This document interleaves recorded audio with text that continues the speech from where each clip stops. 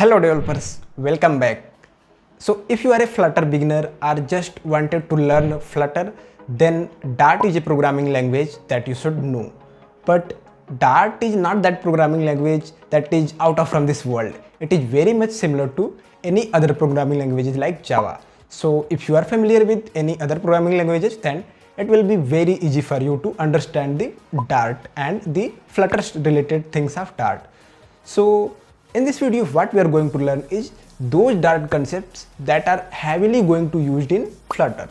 So if you feel like I don't know Dart, how I can start with Flutter, then watch this video till end and you will be very confident with Dart and you can easily start off with your Flutter journey. So without further delay, let's get started. Alright, so let's go one by one, starting from string interpolation concept. In Dart, if you want to include a variable within a string, then you have to remember these two things. First, if you have to use the variable as it is, then simply add a dollar symbol, and after that you can use your variable name. And second, if you have to do some operations with using the variable, or you have to access some property from the variable, then you need to add a dollar symbol and then curly braces, and within the curly braces you can do all your operations like doing some calculation or accessing some property from the objects. So this is the thing that you need to remember while doing string interpolation in Dart. So let's run this code and see the output. Dart run Dart. So in this case output is my name is John, my age is 30. And if you want to access some property like you want to print the length of this name, then my name length is here. You cannot directly use dot length because this will treat as a string. So if you want to access the property from the variable within the string, then you have to add this curly braces and then here you can do name dot length. So basically if you want to use variable as it is, then just dollar will work. But if you want to do something, add something or access property, then you have to add a curly braces. So now if I will print this, you will see my name length is 4, my age is 30. So this was the simple string interpolation concept in Dart. Now let's move to next concept, that is null safety in Dart or null level variables. So first let's understand what are null safe language and why null safety is important. Dart is a null safe language. It means at compile time only it will check for all the null related errors and it will display those errors within the code. Like if you are writing the code, you will get yes, this is the error. So in Dart you can declare a nullable variable by adding a question mark after this data type of variable. Like if I added this question mark, it means this null name is now a nullable variable. And if I will remove this, it means this is not a nullable variable. So there must be something assigned or something given to this null name. So let's add this question mark so that compiler knows this is a nullable variable, so it can be null. And next is null aware operators. In Dart, if you want to give some default value if a variable is null, then you can use the null aware operator, that is double question mark. So let's say we have this null name and we want to print this null name, but if in some case this null name is not assigned with some value and it is still null, then we can display some default value instead of that null. So in that case we use this null aware operator double question mark. So in this case if I will print this, let's run it. So as you can see, now we got the output guest user because this null name is not assigned to any value, so that's why it is null here as well. And if it is null, then it is taking this guest user and displaying it here. And let's say if there is assigned some value like null name is equal to John, in this case even you can see compiler is telling us that this variable can't be null because there is no other cases. If we are directly assigning this John to this null name, then it knows that null name can't be null now. So that's why it is showing us warning. There is no use to add this null aware operator. But now if we will print this code, we will get John. Now let's see how we conditionally access the properties. Let's say a variable null name 2 is of type null, I mean of type string, that can be null because we have added this null label symbol here. And we have another variable num is equal to 3, that's basically for the even odd purpose, so don't focus on this. And if num is even, then we are assigning a value to this null label name, and if this num is odd, then we are assigning some other value to this null label name. And now here we are printing the null name 2 dot length. So in this case, if I will remove this not from here, then now compiler will throw us error that the property length cannot be unconditionally accessed because the receiver can be null, because compiler knows that this null name 2 is a nullable type. In some case, let's say both conditions are not executed, then it will remain null. And if it will remain null and we will try to access length, then it will throw runtime error. To tackle that error, it is showing us this error at compile time only, that we cannot directly access length from this nullable null name 2. And to access it, what we can do, we can use the conditionally property access operator like this question mark and then length. It means if null name is not null, then print the length of this null name 2. And if it's null, it will not try to access the length, it will simply print the null. So let's run this code. See, we got the 4 because this null name 2 is not null. Now let's see other case, like if I will remove this is odd thing and I will give here a odd number, like in when this number is even, then only we are assigning a value, but this 3 is not even, that's why it will remain null. So now if I will print this, as you can see, we got the null. But there is one more thing that you should know, like if you are sure a variable cannot be null even it's nullable, then you can use this not operator here. Now you are telling this compiler this, that hey, this null name 2, I am sure it cannot be null. Then it will also not show us error or warning here that this length cannot conditionally accessed if you will add this not operator. But be aware of using this not operator, because you are doing a promise to your code or your compiler that I am 100% sure that in any cases this null name 2 here cannot be null. But here, as you can see, we are doing a false promise, like this number is odd, and in this case our condition is doing checkup for even case, so it will remain null. So this is a false promise, and if you will do this kind of false promise in your code, then you will get this kind of error, null check operator used on a null value.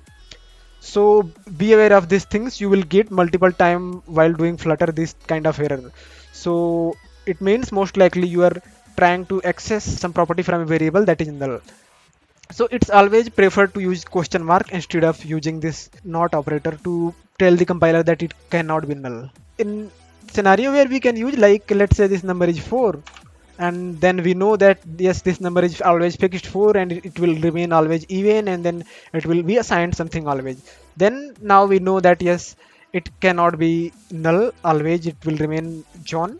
So now it's no problem, you know, you are sure, so it will print the output. And one more thing, you will encounter this error in Flutter multiple times, like you can assign a nullable variable to non-nullable variable, but you cannot do vice versa. Like let's say I'm creating a new string, not nullable name is equal to John. And while we are here, so as you can see, we are assigning default value to this not nullable name. But in some cases, let's say you don't want to assign some default value to a not nullable variable, then you can use a let keyword. Let something like string name2 or namex is equal, here you don't need to assign anything. So now what does it mean? It means that this namex will be assigned a value but later, not here. So this is also kind of promise that you are saying this namex will be assigned before I will use it. So if you will try to print namex here, namex. Then as you can see, you are getting error. The local variable is definitely unassigned at this point. So as you can see, this compiler is 100% sure it is not assigned any value, but you are doing a false promise here. So you need to assign something if you are using let before using this namex. So that was the let concept that I also wanted to explain. And if you want to know more about let keyword, then I have a separate video for that. I will attach it here so you can go and watch that. Now if I will try to assign not nullable name, not nullable name, and if I will try to assign this nullable name here, like nullable name, then it will throw error. But here it is not throwing error because it knows that this is assigned some value. So let's remove this first. Now as you can see, we are getting error that a value of nullable string cannot be assigned a variable of type not nullable string. So you will encounter this type of error multiple times in Flutter. So notice this thing, like how you can debug or fix this kind of issues. So you cannot assign variables like this, but you can do vice versa, like nullable name is equal to not nullable name. Then you can do it without any issue. Now let's move to the next concept, that is the arrow syntax. In Dart, if you want to use the arrow syntax, let's see from example. Like we have a list of string names, and we want to check if any name is empty or not. Like let's say if there is a name that is empty, then this hash empty function, hash empty will give us true or false. So in this case there is no empty, but how you will check, you have to do something like this, names dot any. It means if any of the property, any of the element of this list, if you want to know more about what are the properties or methods available within a list in Dart, then you can see all these things, or you can refer the documentation. I'm not going in that deep. So names dot any and then the name, and then return names dot is empty. So it will basically go through all the names, and if there is any name that is empty, it will return true. So this hash empty will become true. So if we will print here hash empty, in this case we will get false. And even the same thing we can do within one line, like after names dot any, we can just open a arrow function and write name dot is empty. So this is how we can use the arrow function in Dart. Now I will run this code and you can see we will get the same output, false false. Let's move to the next concept, that is cascade notations. Let's say we have a list of string names too, and we want to add some values to this names to list. Then how we generally do, we generally do names dot add John, names 2 dot add do names 2 dot add Jane, names 2 dot add something like that. But with the handy cascade notations, you can do something like this, as you can see here below. Names to double dot add John, double dot add something, double dot add something else. So you do not need to write this names dot names dot names dot each time. You can simply use double dot double dot double dot and do not give any comma or semicolon, just at the end give a semicolon. So this is the cascade notations. And also these cascade notations are helpful while accessing or assigning some methods and properties from a class. So I'm not going to explain class in deeper, but let's see how we create class in Dart. So this is a simple person class. Unlike Java or other programming languages, we have two variables, two properties in this class, name that is not nullable and age that is nullable, and we have created this constructor, and we have two methods or functions, say hello and age in 5 years. Let's say we want to change this name, age, and we want to call these functions using this person object. So where was that? Yes, here. So what we did created a person object, and here we are doing person dot say hello, person dot age in 5 years. But instead of doing like this, we can do like this: person double dot say hello double dot age in 5 years. So you do not need to write person dot something each time if you want to do multiple things, and not only like for assigning some value differently and for accessing some methods or property differently. You can do all those things within the same cascade notations. Like here, double dot name is equal to 10, not 10, name is equal to hello, and here double dot age equal to 20. So you can also do like this. You do not need to like do separately for accessing or assigning some values. You can do something like this as well. You assign some value, you assign some other value, you say something. Basically all the properties and methods you can access using the cascade notations from this person object. Okay, so this was cascade notation. One more case for cascade notations. Let's say this person2 is nullable.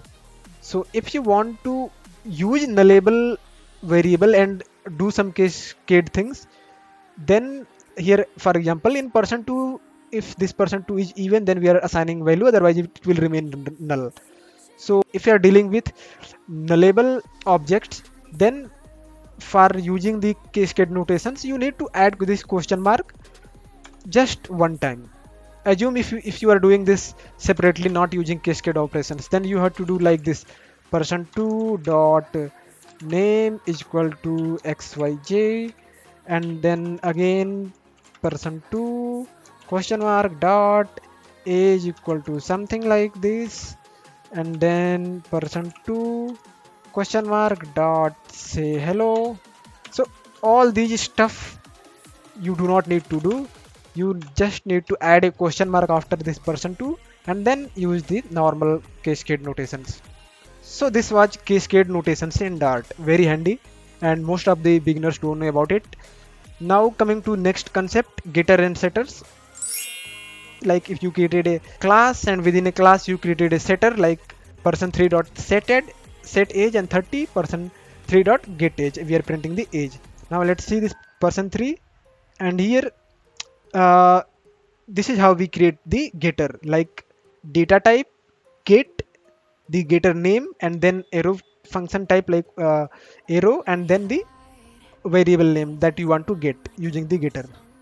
And for setter you can create something like this: set setter name and the argument that you will pass to set, and then change the variable by given value.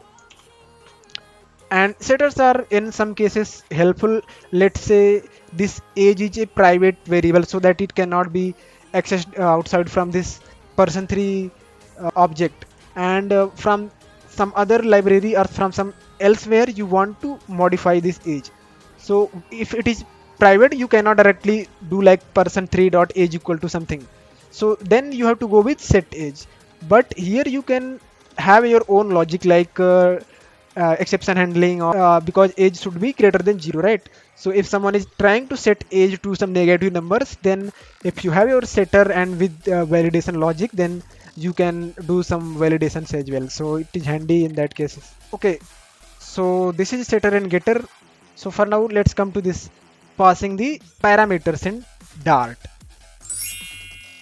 So this is how you pass the optional positional parameters in Dart. Like within the arguments, you just write the data type, parameter name, and if you want to pass a positional parameter, then pass it within a square bracket like this. Square bracket, inside square bracket, data type question mark age. Question mark because this can be nullable or not nullable. So if you will not write question mark, it means you have to assign something to age. So you can give some default value here, but for now let's make it nullable. So this is how we pass the positional optional parameters in Dart. And let's see default values. So I just explained how you can pass the default value in the positional parameters. And this is how we pass the required and optional named parameters. Like for named parameters, you need to wrap your arguments within a curly braces, and then you have to write for the required parameters you have to write a keyword required and then this data type. If you will do direct the string name, then either you have to make it nullable or you have to give a default value. But if you want to make it required without giving any default value and not nullable, then you can add this required syntax. And if you want to pass other variable that is nullable, you can do like this. And for the default value for named parameters, so this is how we can pass the default parameter, default value for named parameter. Like as you can see here, we are getting name guest somewhere. Yes, here name is coming guest, age is null for the first case because there is nothing passed. And in second case we have passed John, that's why name is John and age is null because we haven't passed the age. And in the third case we have name John and age 25 because we have passed 25. So this is how we pass the default value for the optional and named parameters. And remember one more thing, a function can't have both optional positional and named parameters. So either you can have optional positional parameters or you can have optional named parameters, not the both. And here is how you can pass function as a parameter. So like we create the other variables, similarly you can write function and then the argument that it accepts and then a name that you want to give this functional parameter, and then you can use callback and then call the function. And here you can see in the print detail 4 we are passing John and we are passing this print name complete function as a parameter. Okay, so this was all about the optional name, positional parameters, all these concepts, required parameters. So you are going to see a lot these kind of things. So mostly you are going to use named parameters in Flutter. So remember these kind of stuff. Now coming to the next thing, that is exceptions. Like other programming languages, in Dart also we use try catch block. So try, let's say we are trying to divide by 0, so we will encounter an error and we will do something on error case and finally block will execute always. And in Dart we have also on clause, like we try something on, let's say you want to, there are 3-4 types of exception that can happen. So we are checking for unsupported error. If it is not, then we can have multiple on clause, like on some other error, on some other error, on some other error, and then finally our catch. So these kind of things we have in Dart. So as you can see here, we are getting an error occurred integer division by 0 exceptions because we are trying to divide this 12 by 0. So this is how we handle exceptions in Dart. And now coming to the named constructors. So let me explain the automobile class below. So see here in automobile class we have simply created a constructor automobile, and this is the main constructor for this class. And if you want to create a named constructor, what you can do like automobile, like the class name, and then dot some name like hybrid, and then the property that it will accept, and then it is redirecting to the main constructor by using these two properties like make and model, and the third property we are giving as default 60 for this hybrid model. So this is how we create named constructor, and this is the concept of redirecting constructor, like automobile.hybrid, fancy hybrid, and now this is redirecting to the hybrid constructor like this dot hybrid, and again here hybrid is redirecting to the main constructor. So this is the concept of redirecting constructor. If you want to redirect a constructor, just add this colon and then this and then a dot if you want to redirect to a named constructor, else you can just write this and it will redirect to the main constructor. So in this case let's see here above. So redirect to another constructor in the same class, and this hybrid redirects to the main constructor, and this automobile.fancy hybrid, it redirects to the named constructor. And as you can see here in default constructor we were required to pass 3 arguments, but in hybrid we were supposed to pass 2 arguments, and in this fancy hybrid constructor we were not asking for any argument. So this is how we create the constructors and name constructors in Dart. And another important thing, I think this is the last thing that is very important, because in Flutter you are going to see most of the time you will add a const before widget name. So you will ask like why we are sometimes adding const and we are not sometimes adding const. So the reason for that is like let's say we have this a new widget, right? We have this a new widget class basically, and in this class we have few properties and all the properties are of type final, because once we will assign some value we are not going to change anything. Let's say we have a sized box, and in this sized box we want to assign some height and width, but we are not going to change later the size of that box. Or we are going to use a text, but we are displaying a hard coded string inside that text. We are not going to change that string at runtime or anytime after we execute the code. So in that case, because we know all these things are final, we cannot change it. What we can do, we can make it as const. So now this constructor is a const constructor. Why? Because all the properties or variables here are final, so we will not try to change anything later. So once we will add this const at compile time only, this compiler will know that yes, we have to use these property here and we have to use this widget here. So it will be some performance. So that's why we use the const. So if you will remove const here, you will see this will give us a warning to use const here. So see what it is saying, the const with constructor to improve the performance. So we can use a const here, and even you can see these variables we are passing dynamically. This is not a const, so we are passing we are not changing it dynamically, or we are not passing some variable here. Let's say we have a variable string name is equal to something x, right? And if we will pass x here, if we will pass name here, then it will show error because invalid constant value. This name can be anything or it can be changed dynamically. That's why we need to remove this const from here. And here why it's giving error, name is already defined. Let's give something else, name 3. Now it knows that yes, this is dynamically, and that's why we are giving it here. But even